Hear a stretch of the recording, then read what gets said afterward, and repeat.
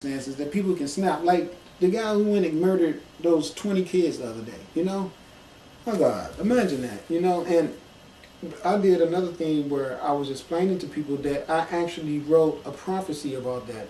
And I never told it to anyone because I put it up and then I moved. And when I moved, it was in a box. And I never saw it, but I was looking for something today. So I dug in that box and I found it. And I said, damn, when did I write this? And then I was able to figure out between some more stuff that I had written a timeline of some type of chronicalized pattern from the other information would give me a brief moment of a window that I think I might have possibly written that. And my thing is that even though I didn't tell anyone about those, that things that I had written down, they all manifested anyway. So writing things down is really it's amazing what happens when you write stuff down. But anyway, it says the prison jails, the camps, the detention centers, etc., are concentrated slave camps. These naive citizens are constitutional victims of the built-in racism written by its founding Freemasonic fathers. Criminals and slaves are as I read that already. Okay, depending on a steady diet of descendants from Africa. Okay, let me finish.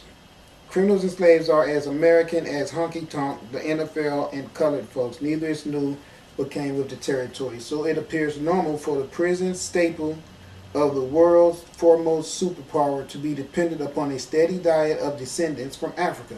In fact, it has become an acceptable custom and deemed politically correct to see people of hue and restraints and placed steadily in the dehumanizing self-containment of so-called prison life. All right.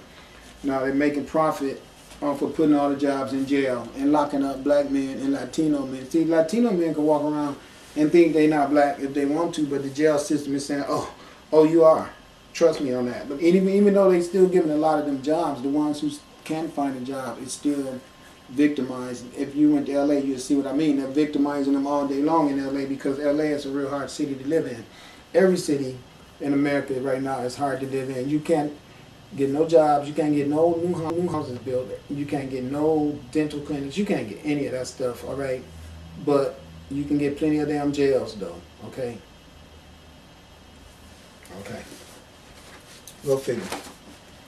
Okay. Nomadrelli said in 1929, by the year 2000, the Moors shall come into their own. I am going to stop the European from destructive thinking and start you Moors to thinking for yourselves. You Moors, when he say Moors, he means melanated people, okay, that were here in this land when the Europeans came here. They came here, they did not murder all the people that was here. They murdered a lot of the people that was here, but a lot of the people that was here are the people that turned into the slaves that they claim they brought from Africa. They brought a lot of slaves here from Africa, but let me tell you what they brought here. They brought the best that Africa had to offer. They brought the agricultural specialists. They brought the mason specialists. They brought doctors. They brought, believe me, they brought lawyers. They brought writers. They did not come over here with, though they brought a lot of slaves, don't get me wrong, a whole lot that were not as elite or as hierarchy as the ones I just described. But my point is, what they were after more than anything was the mastermind builders of the Nile Valley. So they didn't just go getting any person that they could find. They went after select intelligent ones that they won't tell you about because they tell you that we were all booty scratchers and doodle eaters. But that's not true. We had civilizations as grand as the civilizations that got destroyed. That was here, these Moors that he's talking about were building mounds and pyramids. And down in the bottom of the Grand Canyon, they got pyramid structures down there that they won't allow people to get down there and see. Because it's obvious that the black man has done his magic all over this planet Earth before white man was even thought of by some scientists that grafted his ass from the removal of the melanin from the melanated man and woman. And I hate to be one to tell you that, but all this foolishness about everybody walking around here thinking they better than a person because a person has melanin in their skin, you must be crazy as hell. The sun made her children to have melanin. So I'm very happy to have it. And you guys, listen to me. I'm not crazy, but I swear to you, there is things that walk around in this house so much. It is so amazing. I have opened my pineal gland so high, it is out of this world. I see things that nobody can see. And it's just out of this world amazing to me that all this stuff goes on in our universe. And you know what did it? Because I stopped eating meat. I read this book that guy Mulata Ashby wrote. It was called The Comedic Diet to I think Self-Enlightened. I can't think of it. Eat fit to be healthy or something. Anyway, it got avocado, banana, cherries, grapes, spinach, and good stuff like that. No meat at all, none of that, right? All the stuff I tell you guys about not eating meat, not drinking dairy food, not eating cheese. I'm pissing off a whole lot of corporations out there that depend on you guys to eat that stuff because it's such an astronomical profit that they make off of that. I'm pissing a lot of people off. So if I pissed you off, just get over it because you don't have to do nothing to me. I'm sure there's a lot of other people that's way in line ahead of your ass trying to get at me. So you just go and sit your ass down and let somebody else do it, all right? Because trust me, you ain't got to worry about it. Somebody else is already on that. So just sit your ass down, drink some milk if you need to. I'm telling you not to. But what I'm saying is sit your ass down, do whatever you want to do. Don't worry about coming at me. Somebody already in line ahead of you. Trust me. Wait your turn. 25 years from now, your turn to be there. Because you got that many people in line ahead of your ass. So sit your ass down, eat some donuts, look at the Cosby Show, whatever. If you can find that. If not, just wait. Because you're going to be waiting so long, it might come back around anyway, be on again. They'll all be kids again. Even Bill Cosby probably won't have no gray hair no more. But I'm just saying, the whole point is this. Trust me on this. You're not the only person I'm pissed off. I done talked about so much decadence on this planet that I am not a very popular person.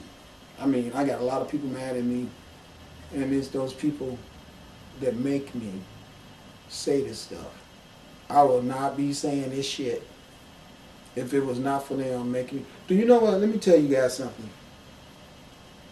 When I used to live in Los Angeles, I used to work at a parking structure called Amco Parking.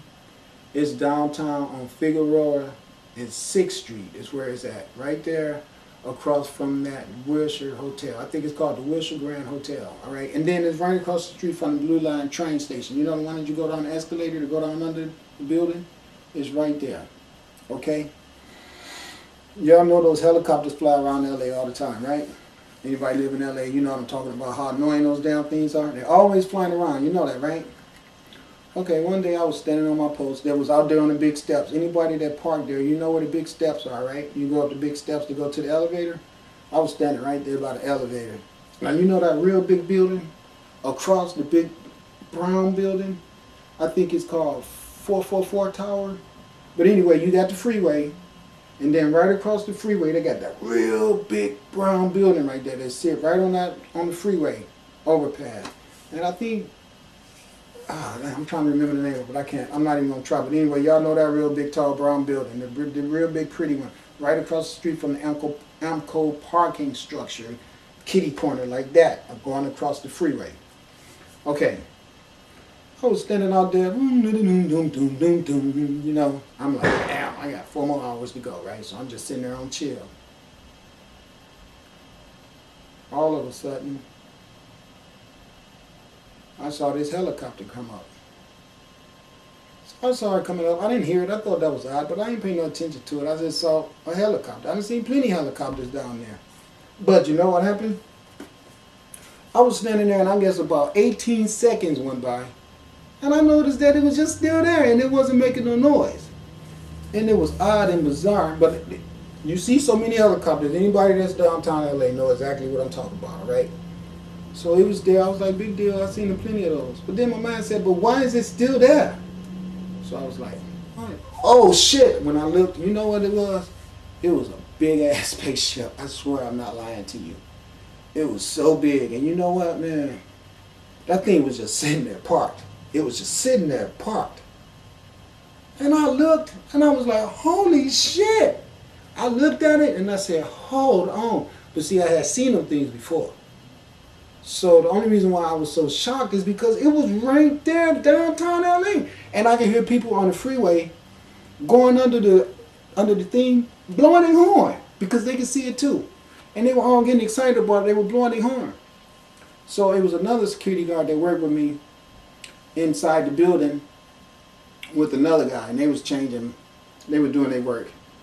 And I called him. I said, come here, hurry up, you got to see this, you got to see this. And they was like, what? And it started moving when I was telling them to come. It didn't want them to see it, I guess. And I was like, come here, hurry up. And I swear, this guy was so lethargic. He was just walking, taking his time. You know, he wasn't in no type of rush. By the time he made it to where I was at, this thing done took off. And just done disappeared into the night sky, you know. And so I told him, I said, look, man, you don't know what you just missed. I said, it was a spaceship just parked right there. It was just floating there. But now let me tell you guys something. This spaceship was blacker than the night. What I'm saying is that the contrast of the dark sky, the spaceship, when it pulled up, it made itself get so dark that I can see it. These things can play with color and make themselves, it's almost like, you know what a gecko can do? Or a chameleon, you know how they can get with something and blend their color in with that? They can do that. And what it did, it made itself come out of hiding so I could see it.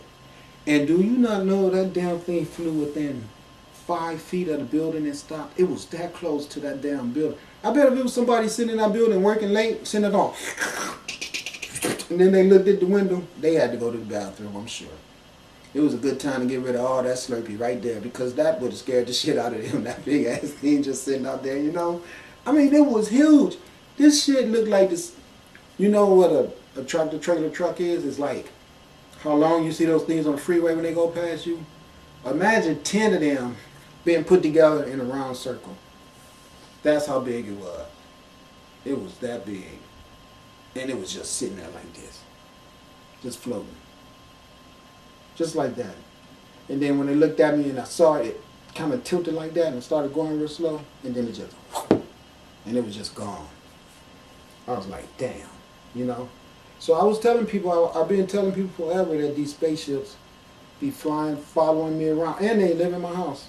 And sometimes they're not those little ships that I see. Sometimes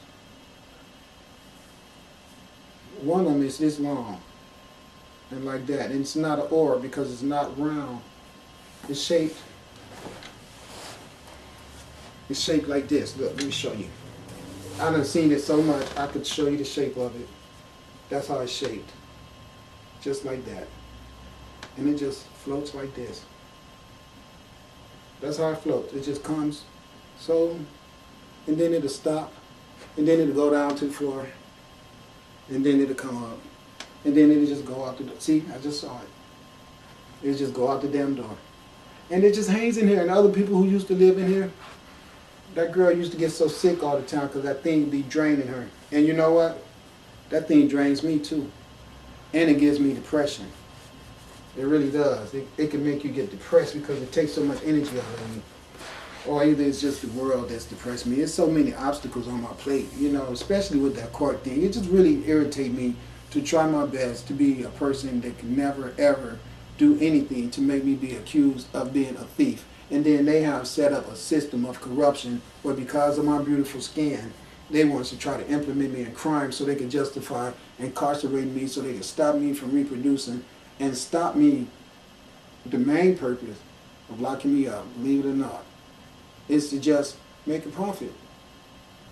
Because the part about stopping me from reproducing, even if they were not sterile and couldn't multiply as fast as we could, if they was breeding like rabbits and multiplying that fast, they'd be locking their own selves up because there'd be more of them to go after. So it has nothing to do with me being black. What it is a system of profiling where they could dichotomize someone and pick a target to victimize and profile on and become a nation of criminals so they can perpetuate a criminal system where they all get wealthy and then sit there right in my face like I'm supposed to be Mr. Shuffle from feet to feet and not wise enough to know that they giving me a bunch of bullshit.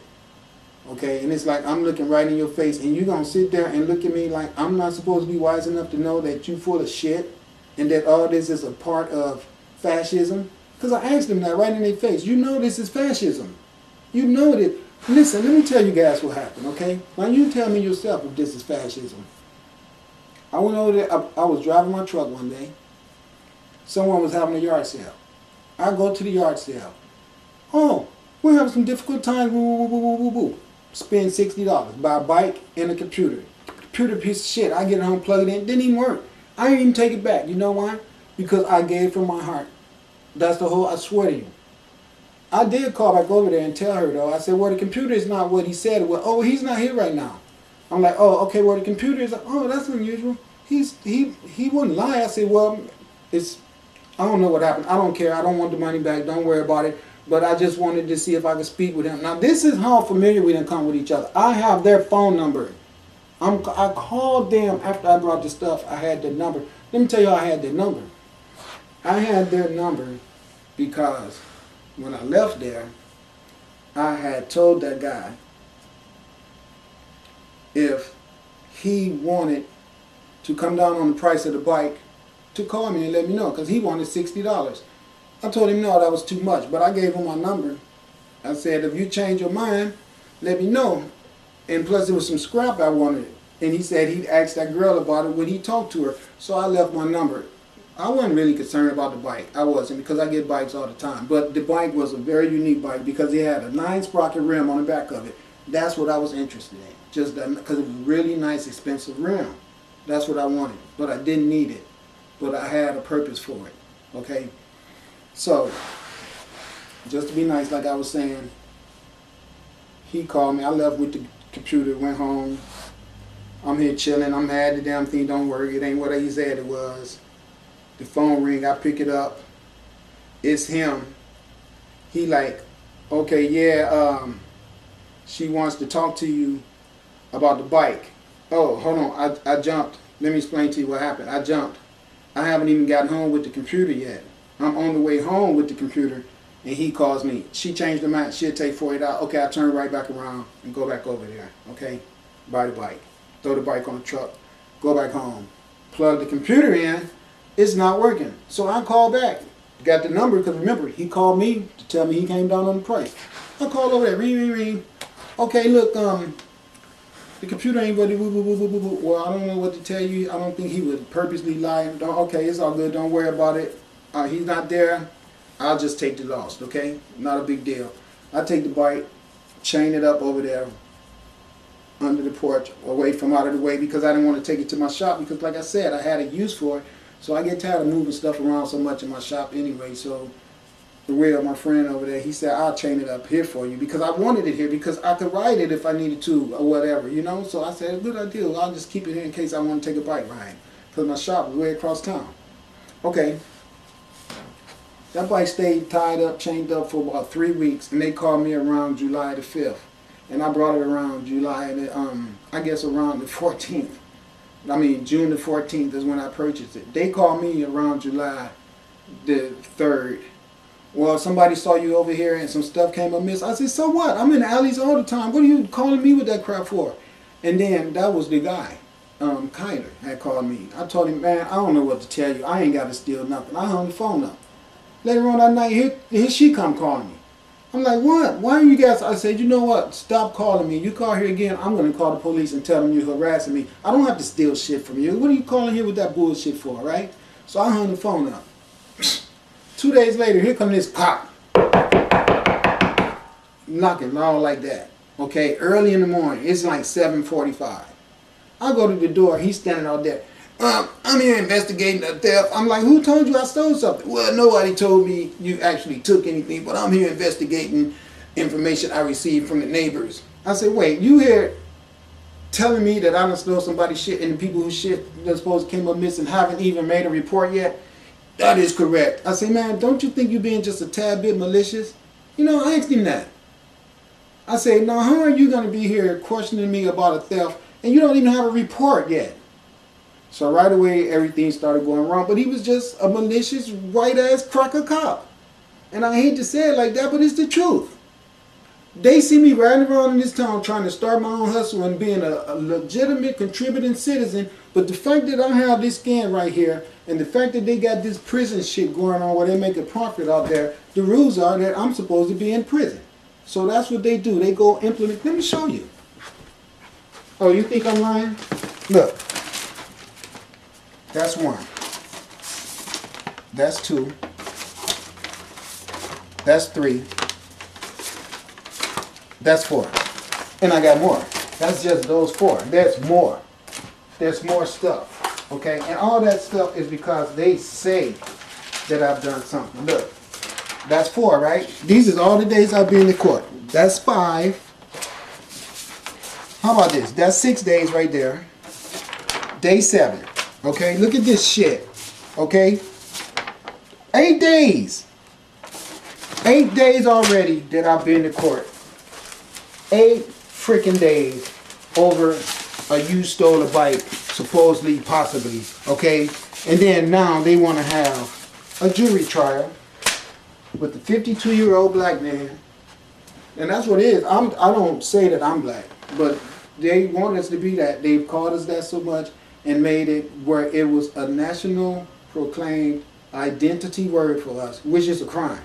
I don't care what nobody say. You can't just change people's nationality because it suits you to denationalize them. That is a crime. It's a universal crime. There will be, someone's going to be held accountable for that.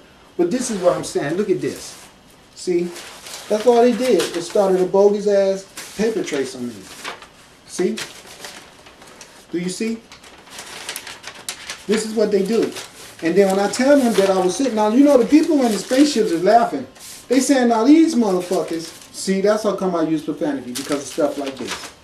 Okay? And I know they sitting up there saying, now these guys done lost their damn mind. They the ones that's the criminals. You can tell who the criminals, they have the police cars, they have the guns, they have the mace, they have the handcuffs, they have the money to back them up. All this money and all this wealth they have right now, let me show you who's all making a profit off of what they're doing to me. Okay? Let's see who all makes a profit off of this bike theft. Okay, now let's say this bike was, I paid $40 for the bike. Okay? $40 that he came over here, started talking to me about the bike, and I told him, I said, I brought that bike from those people. It's still chained up right over there. I said, I still have the bike. He said, you still have the bike? I said, yeah, it's right over here. I told him that. I said, I still got the bike. I take this bastard over here and show him the bike. And the next thing I know, he jump in his truck, his car, and he leave. Then he come back with the guy that I brought the computer from. He went over there and made an arrangement with this guy. Now let me show you what happened. The police teamed up with a private citizen, 2 white guys, and then white woman. Take his ass over there. Now he comes back with this white guy. You go in the house, he says to me, right? So I go in the house, just like he said, right? He walked this guy around my truck, looking all in my truck and everything. And then he take him over there to the bike. Now listen, he's saying that I did this theft 3 or 4 days ago is what he said. He come over here and search my truck without no paperwork. No paperwork at all. He come over here and search my truck. He don't even have an actual report of a crime being committed. This is a malicious white cop that's working on the perpetuation of all this bullshit, okay? That's what's going on. Okay. I come in the house just like you say. I'm looking out the window at them, looking all in my truck and shit, feeling really violated.